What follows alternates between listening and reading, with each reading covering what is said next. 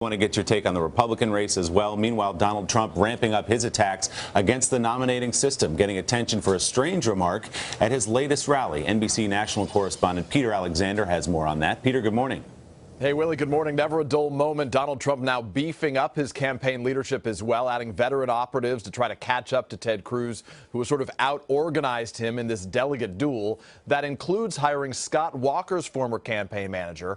All of it as Trump steps up his protest of the RNC process and tries to put another battle to rest. Their feud apparently diffused, Donald Trump and Megyn Kelly putting their war of words aside during a closed-door meeting Wednesday at Trump Tower, at Kelly's request. Mr. Trump was gracious enough to agree to it. We met for about an hour, just the two of us, and had a chance to clear the air. Another raucous night, this time in Pittsburgh. Protesters confronting Trump supporters outside the arena. 500 Pittsburgh police officers, nearly the entire force on site, some in riot gear. Inside, Trump pouring new fuel on his rivalry with the GOP, calling the party's delegate selection process corrupt. Because it's a rigged system, folks.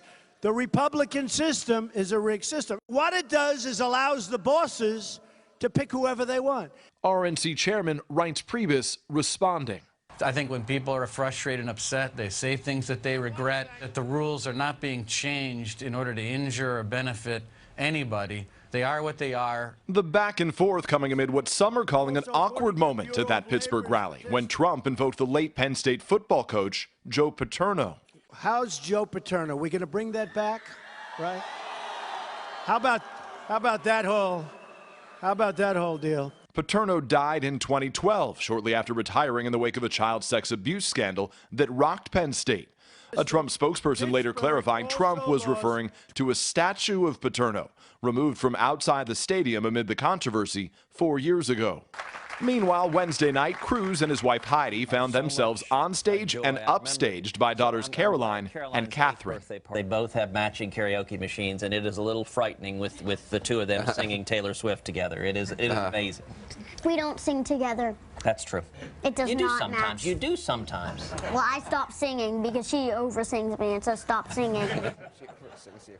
They're cute. As for his battle with the RNC overnight, Trump fired back on Twitter that the rules did change in Colorado after I entered the race in June because the Pauls and their bosses knew I would win with the voters. He also promoted a protest march in Colorado tomorrow. And this morning, new reports say that Trump's campaign manager will not be prosecuted for that incident with a Breitbart reporter last month. Politico first to report this, citing sources that a Florida prosecutor will not pursue a case against Corey Lewandowski, who was charged with simple battery. We're told an announcement is expected later today. Willie? Busy day, Peter. A lot of people asking, can we just nominate the Cruz girls at least to run for something? Peter, thanks. Hello, Today fans. Thanks for checking out our YouTube channel. Subscribe by clicking that button down there and click on any of the videos over here to watch the latest interviews, show highlights, and digital exclusives.